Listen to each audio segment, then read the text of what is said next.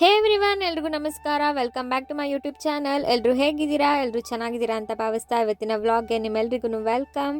ಇವತ್ತು ನಾನು ನಮ್ಮ ಅಜ್ಜಿ ಊರಿನ ಜಾತ್ರೆಗೆ ಹೋಗ್ತಾ ಇದ್ದೀನಿ. ಜಾತ್ರೆ ಇರೋದು ಯಾವ ಊರಲ್ಲಿ, ಇಲ್ಲಿ ಏನೇನು ರಿಚುವಲ್ಸ್ ಇದೆ ಎಲ್ಲದನ್ನು ತಿಳ್ಕೊಳ್ಳೋಣ.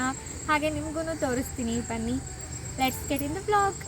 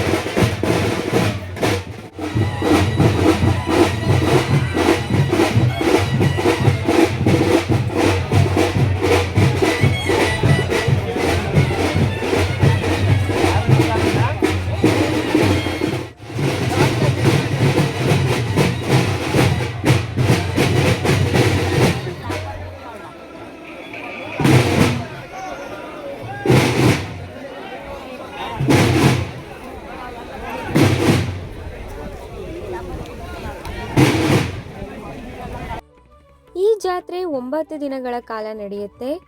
ಜಾತ್ರೆ ಶುರುವಾಗಿದ್ದು 6ನೇ ತಾರೀಕು, ಬಟ್ ನಾವು ಹೋಗ್ತಾ ಇರೋದು 12ನೇ ತಾರೀಕು. ಈಗ ನೀವು ನೋಡ್ತಿರೋಂತಹ ಎಲ್ಲ ಕ್ಲಿಪ್ಪಿಂಗ್ಸ್ ಜಾತ್ರೆಯ ಮೊದಲನೇ ದಿನದಾಗಿತ್ತು. ಜಾತ್ರೆಯ ಮೊದಲನೇ ದಿನ ಮಾತ್ರ ತೇರಿರುತ್ತೆ, ಇನ್ನು ಮಿಕ್ಕಿದೆಲ್ಲ ದಿನಗಳು ಹಾಗೆ ಪೂಜೆ ನಡೀತಾ ಇರುತ್ತೆ. ನಮ್ಮನೆಯಿಂದ ನಾನು ನನ್ನ ಪೇರೆಂಟ್ಸ್ ಜೊತೆ ಹೊರಡ್ತಾ ಇದ್ದೀನಿ. ಅಲ್ಲಿಗೆ ಹೋದ್ಮೇಲೆ ನನ್ನ ಅಜ್ಜಿ ಮನೆಯವರು ಜಾಯ್ನ್ ಆಗ್ತಾರೆ.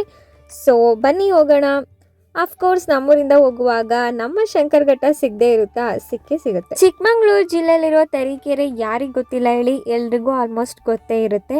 ಸೊ ತರೀಕೆರೆ ತಾಲೂಕಲ್ಲಿ ಬರುವಂತಹ ಒಂದು ಪ್ಲೇಸ್ಗೆ ನಾನಿವತ್ತು ನಿಮ್ಮನ್ನೆಲ್ಲ ಕರ್ಕೊಂಡು ಹೋಗ್ತಾ ಇರೋದು. ಅಫ್ಕೋರ್ಸ್ ನಾನು ಇದನ್ನ ಪೋಸ್ಟ್ ಮಾಡೋ ಅಷ್ಟೊತ್ತಿಗೆ ಜಾತ್ರೆ ಮುಗ್ದೋಗಿದೆ. ಆಕ್ಚುಲಿ ನಾವು ಹೋಗ್ತಾ ಇರೋದೇ ಲಾಸ್ಟ್ ಸೆಕೆಂಡ್ ಡೇ ಅನ್ಸುತ್ತೆ. ಜಾತ್ರೆ ಆಲ್ರೆಡಿ ಮುಗ್ದಿದೆ.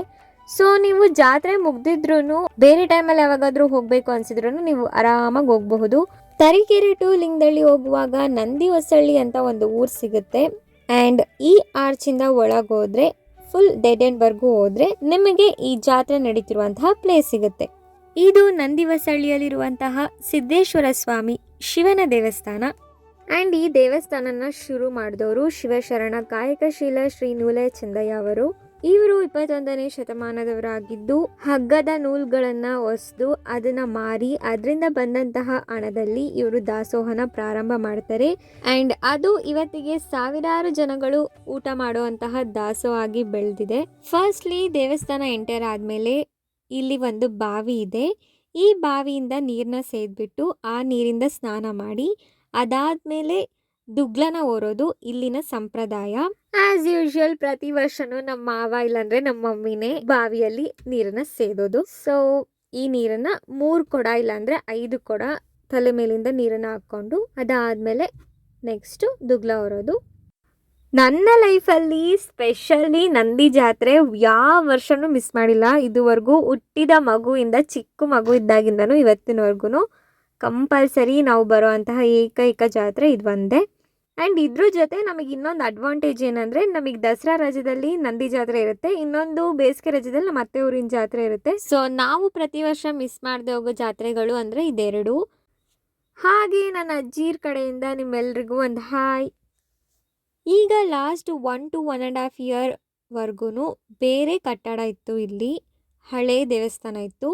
ಸೊ ಈಗ ಅದನ್ನೆಲ್ಲ ರಿನೋವೇಟ್ ಮಾಡಿ ಹೊಸದಾಗಿ ಕಟ್ತಿದ್ದಾರೆ.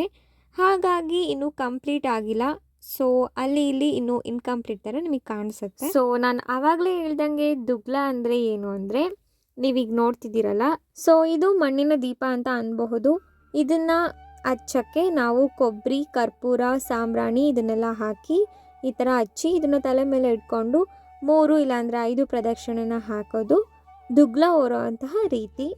ನಿಮ್ಮ ಲೈಫಲ್ಲೂ ನೀವು ನೋಡಿರುವಂತಹ ತುಂಬ ಚೆನ್ನಾಗಿ ನಡೆಯುವಂತಹ ಜಾತ್ರೆ ಅಥವಾ ನಿಮ್ಮ ಫೇವ್ರೆಟ್ ಜಾತ್ರೆ, ನೀವು ತುಂಬ ಸಲ ಹೋಗಿರೋಂತಹ ಜಾತ್ರೆ, ಈ ಥರ ಯಾವುದೇ ಇದ್ರೂ ಅದನ್ನು ಕಾಮೆಂಟ್ ಮಾಡಿ ಅಂತ ಹೇಳ್ತಾ ಬನ್ನಿ ಮುಂದೆ ಹೋಗೋಣ. ಸೊ ಇಲ್ಲೇನೆ ಒಂದು ದೇವಸ್ಥಾನ ಪಕ್ಕನೇ ಇನ್ನೂ ಒಂದು ದೇವಸ್ಥಾನ ಇದೆ. ಸೊ 2 ದೇವಸ್ಥಾನಕ್ಕೂ ನಾವು ದುಗ್ಲನ ಹೊತ್ತು ಪ್ರದಕ್ಷಿಣೆ ಹಾಕ್ತೀವಿ. ಒದ್ದೆ ಮೈಯಲ್ಲಿ ದುಗ್ಲನ ಹೊತ್ತು ಇದೆಲ್ಲ ಪ್ರೋಸೆಸ್ ರಿಚುವಲ್ಸಿಂದ ಏನೇನಿದೆ ಇದನ್ನೆಲ್ಲ ಮುಗಿಸಿ ಅದಾದಮೇಲೆ ನಾವು ದೇವಸ್ಥಾನದೊಳಗೆ ಹೋಗೋದು. ನಾವು ಫಾಲೋ ಮಾಡೋ ರೀತಿ. ಬೇರೆಯವರು ಹೇಗೆ ಮಾಡ್ತಾರೆ ಅನ್ನೋದು ನನಗಷ್ಟು ಗೊತ್ತಿಲ್ಲ. ಸೊ ನಮ್ಮ ಮನೇಲಿ ನಮ್ಮ ಹಿರಿಯರು ನಮ್ಮ ಅಜ್ಜ ಅಜ್ಜಿ ಕಾಲದಿಂದ ಹೇಗೆ ನಡೆಸ್ಕೊಂಡು ಬಂದಿದ್ದಾರೆ, ನಾವು ಅದನ್ನೇ ಕಂಟಿನ್ಯೂ ಮಾಡ್ತಾ ಇದ್ದೀವಿ. ಆ್ಯಂಡ್ ಈಗ ನೀವು ನೋಡ್ತಾ ಇರೋ ದೇವರೇನೆ ಸಿದ್ದೇಶ್ವರ ಸ್ವಾಮಿ. ಇಲ್ಲಿಗೆ ಪೂಜೆಗಳೆಲ್ಲ ಮುಗೀತು. ಸೊ ಫೈನಲಿ ನಂದಿ ಜಾತ್ರೆ ಊಟನ ಮಾಡುವಂತಹ ಸಮಯ, ವಿಚ್ ಈಸ್ ಪ್ರಸಾದ. ನನಗಾಗಿರಲಿ ನನ್ನ ಅಕ್ಕಂಗಾಗಿರಲಿ ಇಲ್ಲಿಗೆ ಬರೋಕ್ಕೆ ಇನ್ನೊಂದು ಎಕ್ಸೈಟ್ಮೆಂಟ್ ಏನಂದರೆ, ಇಲ್ಲಿ ದಾಸೋಹದ ಊಟ ಇರುತ್ತಲ್ಲ ಅದು ಅಷ್ಟು ಚೆನ್ನಾಗಿರುತ್ತೆ. ಅದನ್ನು ವರ್ಷದಲ್ಲಿ ಯಾವತ್ತೇ ನೆನೆಸ್ಕೊಂಡ್ರೂ ಊಟ ಮಾಡಬೇಕಂತ ಅನಿಸುತ್ತೆ. ಆ್ಯಂಡ್ ದಾಸೋಹದ ಊಟ ಇರುತ್ತಲ್ಲ, ಇದನ್ನ ಏನು ಮಾಡಿರ್ತಾರೆ ಅಡುಗೆ, ಅದು ಅನ್ನನ ಮಡಿಕೆಗಳಲ್ಲಿ ಹಾಕಿ ತೆಗ್ದಿಟ್ಟಿರ್ತಾರಂತೆ. ಅದು ಮುಂದಿನ ವರ್ಷ ನೋಡಿದಾಗ್ಲೂ ಹಾಗೆ ಫ್ರೆಶ್ ಆಗಿ ಹೇಗೆ ಇರುತ್ತೋ ಅದೇ ಥರನೇ ಇರುತ್ತಂತೆ. ಆ್ಯಂಡ್ ಇದೂ ಒನ್ ಆಫ್ ದ ಪವಾಡ ಅಂತ ಹೇಳ್ಬಹುದು. ಆ್ಯಂಡ್ ಆ ಅನ್ನನ ಮೊದಲನೇ ದಿನದ ಪಂಕ್ತಿ ಏನಿರುತ್ತೆ ಅದಕ್ಕೆ ಮಿಕ್ಸ್ ಮಾಡಿ ಊಟನ ನೀಡ್ತಾರಂತೆ. ಇದೆಲ್ಲ ನಮ್ಮ ತಾತ ನನಗೆ ಹೇಳಿರೋಂತಹದ್ದು. ಆ್ಯಂಡ್ ನಾನು ಇಷ್ಟೊತ್ತು ಹೇಳಿರೋ ಎಲ್ಲ ಇನ್ಫಾರ್ಮೇಷನ್ ನಮ್ಮ ತಾತ ನನಗೆ ಹೇಳಿರುವಂತಹ ಮಾತುಗಳು. ಆ್ಯಂಡ್ ಅನ್ಫಾರ್ಚುನೇಟ್ಲಿ ಇವತ್ತು ಅವ್ರು ನಮ್ಮ ಜೊತೆ ಇಲ್ಲ. ಇಫ್ ಇನ್ ಕೇಸ್ ಅವ್ರು ಇವತ್ತಿದ್ದಿದ್ರೆ ನನಗಿಂತ ಇನ್ನೂ ಚೆನ್ನಾಗೇ ನಂದಿ ಬಗ್ಗೆ ಇನ್ಫಾರ್ಮೇಷನ್ ಕೊಟ್ಟಿರೋರು.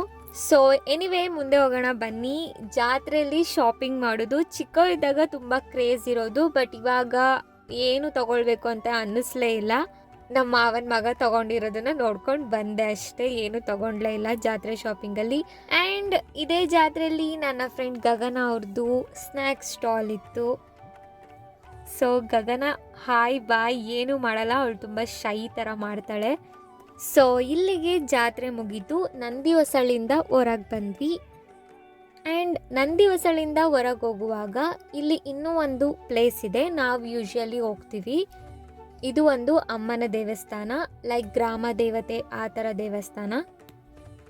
ತೋಟದ ಮಧ್ಯ ಇರುವಂತಹ ದೇವಸ್ಥಾನ ಇದು. ಸೊ ನಾವು ನಂದಿಯಿಂದ ವಾಪಸ್ ಬರುವಾಗ ಇಲ್ಲಿ ಒಂದು ಅಮ್ಮನ ದೇವಸ್ಥಾನ ಇದೆ, ಅದಕ್ಕೆ ಬರ್ತೀವಿ ಯಾವಾಗ್ಲೂ. ಇದು ತೋಟದ ಮಧ್ಯದಲ್ಲಿದೆ, ಬನ್ನಿ ಕರ್ಕೊಂಡು ಹೋಗ್ತೀನಿ ನಿಮ್ಮನ್ನು. ಸೊ ಇವರು ನಮ್ಮ ಮಮ್ಮಿಯವ್ರ ಅಮ್ಮ, ನನ್ನ ಅಜ್ಜಿ, ನಾವು ಅಮ್ಮ ಅಂತ ಕರಿತೀವಿ. ಆ್ಯಂಡ್ ನನ್ನ ಅಜ್ಜಿ ನನ್ನ ಎಷ್ಟು ಇಮಿಟೇಟ್ ಮಾಡ್ತಾರೆ ಅಂದರೆ, ನಾನು ಲಾಸ್ಟಲ್ಲಿ ನಿಮಗೆಲ್ಲ ಹೇಳ್ತೀನಲ್ಲ, ಲೈಕ್ ಶೇರ್ ಕಾಮೆಂಟ್ ಸಬ್ಸ್ಕ್ರೈಬ್ ಅದೆಲ್ಲ ನಮ್ಮ ಅಜ್ಜಿ ಕ್ಯಾಮ್ರಾ ಆಫ್ ಆದಾಗ ಎಷ್ಟು ಚೆನ್ನಾಗಿ ಹೇಳ್ತಾರೆ, ಬಟ್ ಆನಲ್ಲಿದ್ದಾಗ ಹೇಳೋದೇ ಇಲ್ಲ, ಸುಮ್ಮನೆ ಎದ್ಬಿಡ್ತಾರೆ. ಆ್ಯಂಡ್ ಇಲ್ಲಿ 2 ಕಡೆ ದೇವಸ್ಥಾನ ಅಮ್ಮಂದು ಇರೋದು. ಒಂದು ಇದು ನಾನ್ ವೆಜಿಟೇರಿಯನ್ಸ್ಗೆ, ಈ ಕಡೆ ವೆಜಿಟೇರಿಯನ್ಗಳಿಗೆ. ಮತ್ತೊಂದು ಮೇಯ್ನ್ ಇನ್ಫಾರ್ಮೇಷನ್ ನಂದಿ ಹೊಸಳ್ಳಿ ಬಗ್ಗೆ ಹೇಳೋದಾದರೆ, ಇಲ್ಲಿ ದಾಸೋಹ ವರ್ಷದ 365 ದಿನವೂ ನಡೆಯಲ್ಲ, ಕೇವಲ ಜಾತ್ರೆ ನಡೆಯೋ ಟೈಮಲ್ಲಿ ಮಾತ್ರ. ಜಾತ್ರೆ ಒಂದು 9 ದಿನ ನಡೆಯುತ್ತೆ. ಸೊ ಆ ಟೈಮಲ್ಲಿ ಮಾತ್ರ ದಾಸೋಹ ಇರುತ್ತೆ, ಎಲ್ಲ ದಿನಗಳು ಸಹ ದಾಸೋಹ ನಡೆಯಲ್ಲ. ಸೊ ನಾವು ಈ ಜಾತ್ರೆಗೆ ಹೋಗಿದ್ದು ಲಾಸ್ಟ್ ಭಾನುವಾರ, ಬಟ್ ಸ್ಟಿಲ್ ನಾನು ಇನ್ನೂ ಪೋಸ್ಟ್ ಮಾಡಿಲ್ಲ, ಇವತ್ತು ಮಾಡ್ತಾ ಇದ್ದೀನಿ. ಎನಿವೇ ಐ ಹೋಪ್ ನಿಮಗೆ ಇದು ಇಷ್ಟ ಆಗುತ್ತೆ ಅಂತ. Like share comment and subscribe ಮಾಡಿ. ಸೊ ವ್ಲಾಗ್ ಹೇಗೆ ಅನ್ನಿಸ್ತು, ಈ ಪ್ಲೇಸ್ ನಿಮಗೆ ಮುಂಚೆನೇ ಗೊತ್ತಿತ್ತಾ ಇಲ್ವಾ ಅನ್ನೋದನ್ನು ಕಾಮೆಂಟಲ್ಲಿ ತಿಳಿಸಿ. ಐ ಹೋಪ್ ನಿಮಗೆ ಈ ವಿಡಿಯೋ ಇಷ್ಟ ಆಗಿರುತ್ತೆ ಅಂತ. ಇಷ್ಟ ಆದರೆ ಲೈಕ್ ಮಾಡಿ, ಶೇರ್ ಮಾಡಿ, ಹಾಗೆ ನನ್ನ ಚಾನಲ್ನ ಸಬ್ಸ್ಕ್ರೈಬ್ ಮಾಡೋದನ್ನು ಮರಿಬೇಡಿ ಅಂತ ಹೇಳ್ತಾ ಸೈನಿಂಗ್ ಆಫ್. ಇಂತಿ ನಿಮ್ಮ Khushi. Stay tune for my upcoming vlogs. ಎಲ್ರಿಗೂ ಒಳ್ಳೆಯದಾಗಲಿ. Thank you for watching. Bye.